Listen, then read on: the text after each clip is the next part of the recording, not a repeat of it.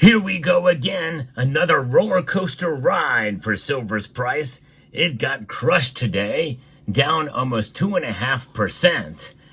But should we despair? No, because there is opportunity here, and I'll explain what I mean in this video as we explore.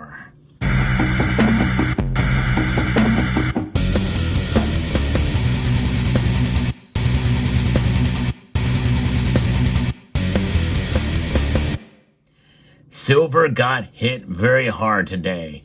In fact, it almost went below $29 an ounce when it was over 30 at the beginning of the session. Mere moments before the market's close, silver is now sitting at $29.29, down almost 2.5%, 2.42%, down 72 cents today, with a low of $29.03 and a high of $30.17. That's a pretty big drop for silver in one day. But we're sort of used to that by now. And by the way, how I define a plunge or a hit hard with silver, a hammering of silver price, is by day measurements.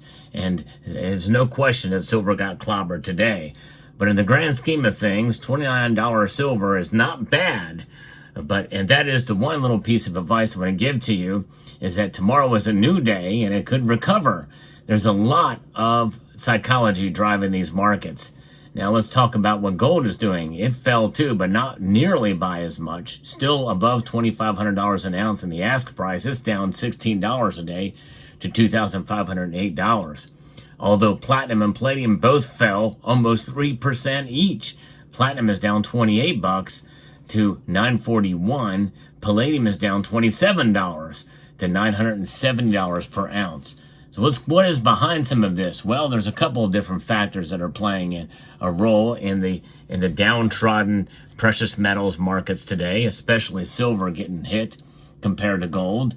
It's because of the dollar strengthening. And that's kind of a no-brainer here. What is the dollar index at right now? As I record this video, the dollar index is up.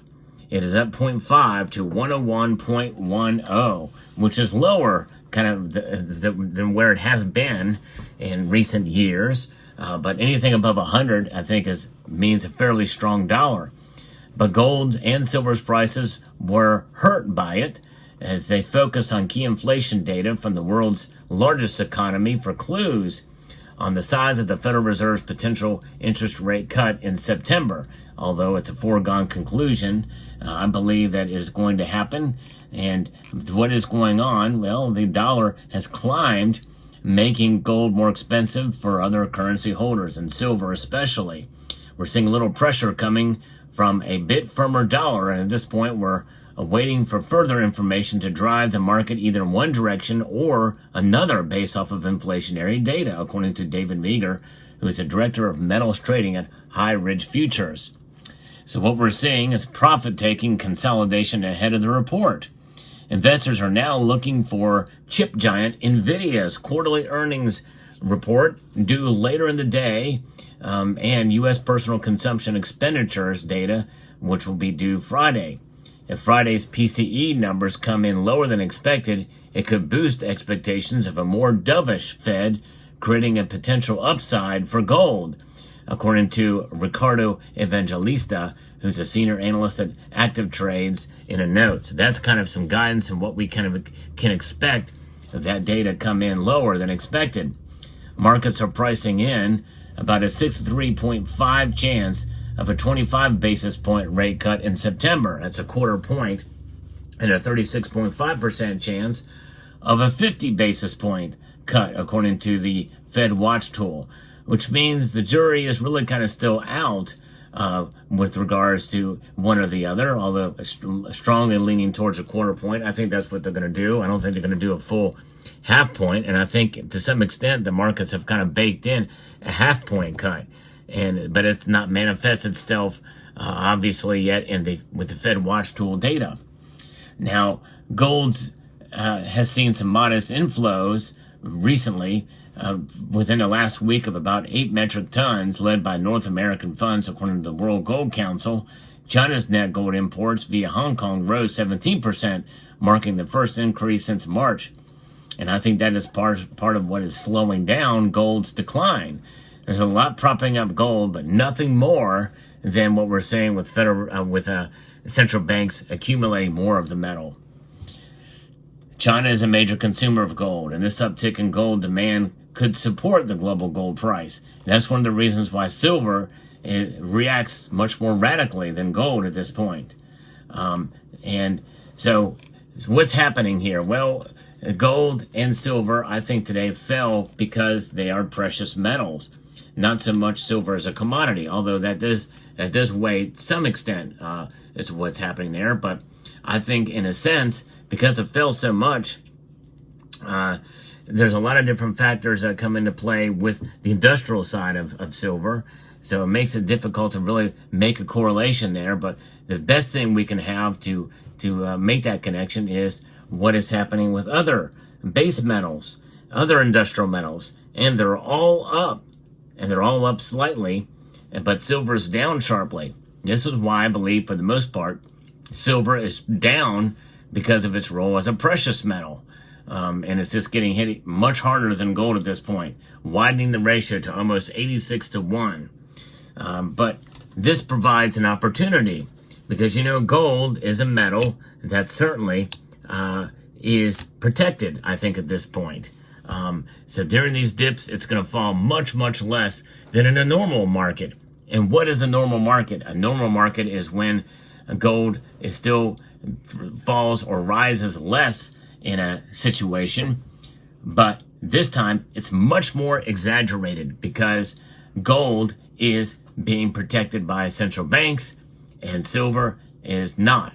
And by any stretch, it is at the mercy of the industrial sector. And right now, today, as a precious metal, and there's nothing protecting it because central banks don't hold silver. So it's going to fall. But there's a lot of bullish sentiment for silver in terms of in the industrial sector. Again, that story about the Samsung solid-state silver batteries is showing itself up again and again for a promise that this is going to be coming somehow, some way. But I think it's still a couple years out. And I still think that it means that silver is likely to be bolstered up by some of that, by the hype of it. But right now, it's not having much effect. So we'll see how it plays out through the course of time. If this thing becomes more and more likelihood that it's going to occur. But remember, it's a silver think tank that is bringing this news to us. Samsung, I don't think, has announced it yet. I don't know. But, so the jury's kind of still out on it. But what kind of opportunity do we find ourselves in with silver? When the prices dip like this, and giving the increased demand that we're seeing across the world, especially in China and India, that is indisputed. The only thing in dispute is to whether or not there is more demand, not enough silver to meet demand. But no one argues that it's close in the worst case scenario. That means it's more than likely that silver is going to either maintain where it is now, somewhere thereabouts, or rise.